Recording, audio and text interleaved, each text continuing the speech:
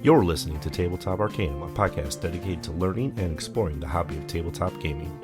Your hosts are Justin Taylor and Richard Geese, so sit back and relax as we talk, discuss, and joke our way through the hobby we love so much.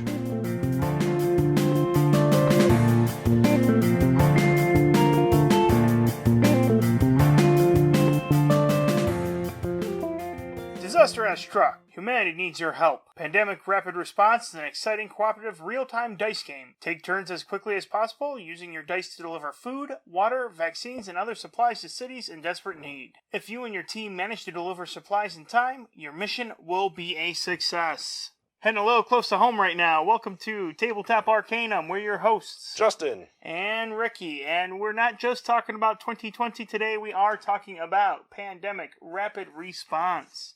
So this was like a weird fringe game that I'm like, I don't know. Pandemic has gotten so many versions. I'm like, wait, this one's a real-time dice game. Let's check this one out.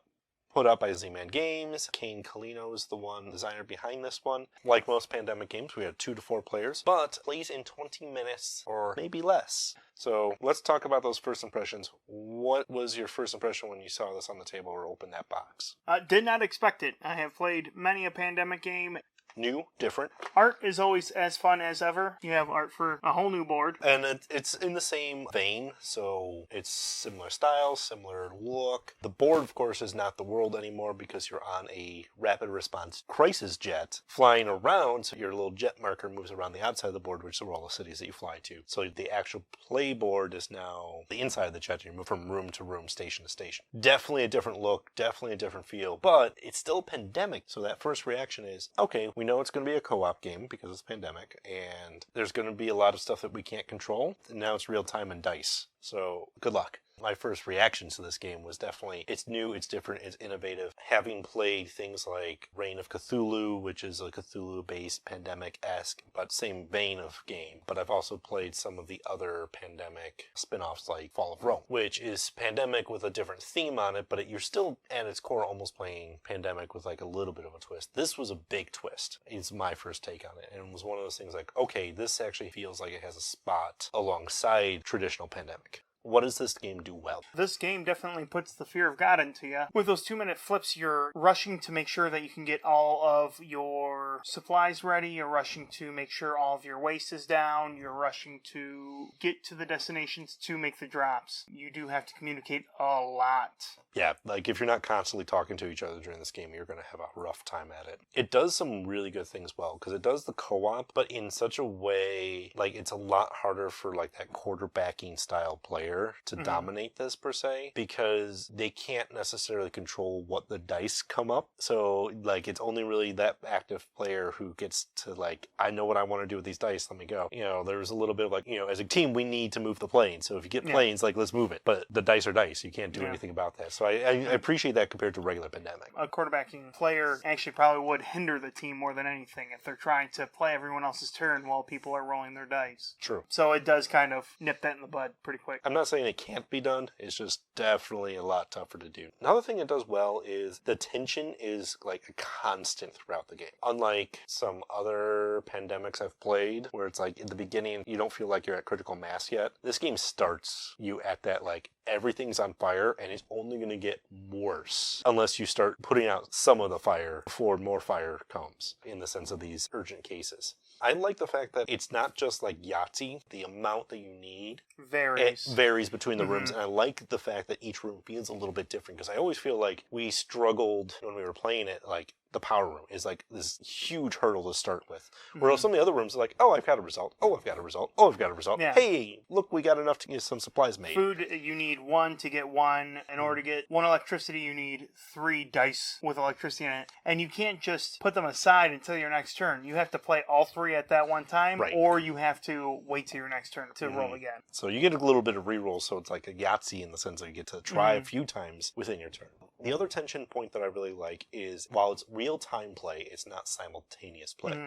So, like, I'm itching while you're taking your turn, like, come on, come on, come on, come on. All right, go! And I start checking my own dice, and then, like, while I'm doing that, you're waiting, going, come on, come on, come on, come on. I love that tension. So it does a lot of good things in those categories. Anything else? It does scale pretty decently. We did have a few easy rounds where it's just you're going from place to place trying to get everything. Mm-hmm. And then they throw in those crisis cards that really throw a wrench into everything. And you don't know what that crisis card is going to do when it comes up. And it also puts more tension between us because it's, I need you to hurry up because I don't know what's coming. And right now I'm on a roll here. If I get sent back to my old room, I'm going to be very upset. I'm sorry, I got to talk about that card a little bit because it's called Safety Drill. We're already in like crisis mode and we're having a freaking safety drill. Of course. Someone pull the fire alarm. Who's flying this plane anyway?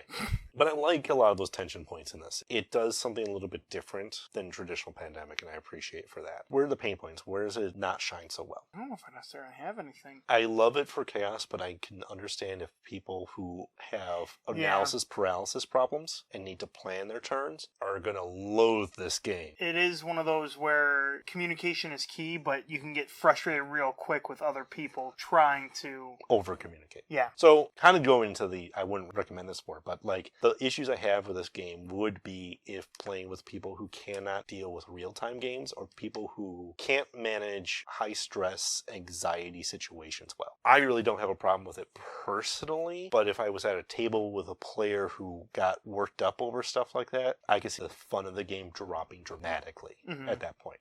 Here's another opportunity. Because of that random factor, because of how chaotic it is, one of the things I do appreciate about original Pandemic is you can look at the board and take the time as a group to kind of analyze and like come up with a plan. You don't have that luxury at all in this, and it's like almost like you're just reacting to every flip, every stimulus, everything that happens. We had one game that we were sitting there trying to roll vaccines, and like both of us were in the room chucking dice for like turn after turn after turn and couldn't do it. And that was like, we can't even like, oh, let's go do something else. Like, no, we need this right now, and the dice are failing us. So it's a kind of a plus and a minus in that sense of like, it's frustrating when you get those hurdle blocks. But that's actually kind of one of the chaotic fun factors, too. The other thing, too, is after we drop our supplies off, trying to reset the cubes and everything kind of adds a bit of bubbling. Because I'm like, yes, okay, I'm dropping it now. You hurry up and start rolling as I have my hands in front of you as you're... Right, as we're trying to figure out whose dice are who. And, yeah, that chaos element of, like, the timer doesn't stop when that happens. Yeah. So get your shit together.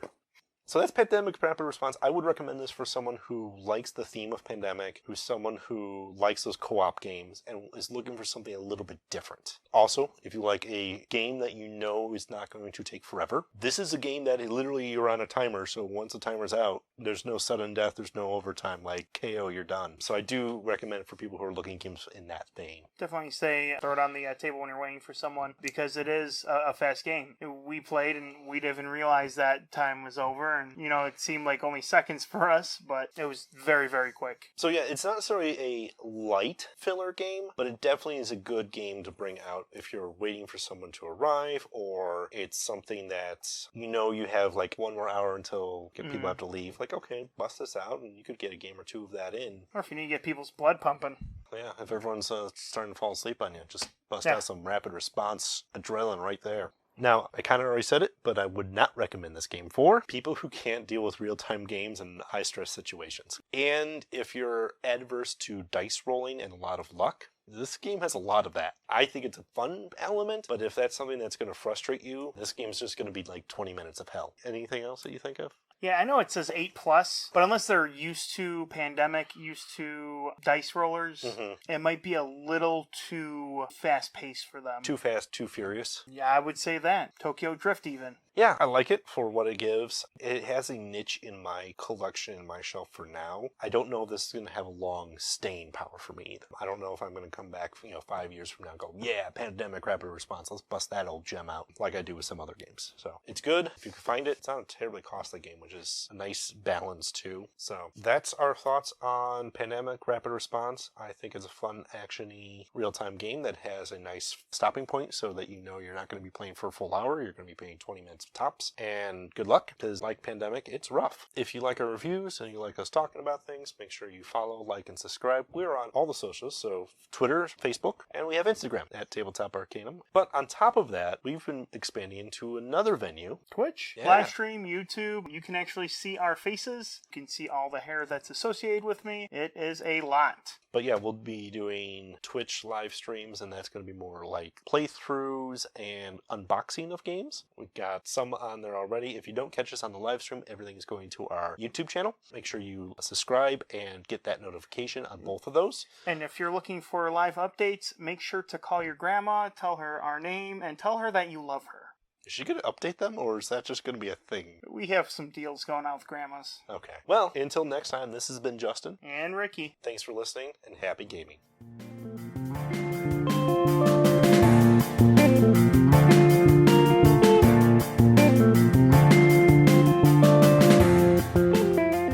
You've been listening to Tabletop Arcanum, hosted by Justin Taylor and Richard Geese, and featuring the original music by Paul Moore and Isaac Gilbert. You can follow us on most social media platforms. Please don't forget to like, subscribe, and leave us a review on whatever platform you listen to podcasts. As always, thanks for listening.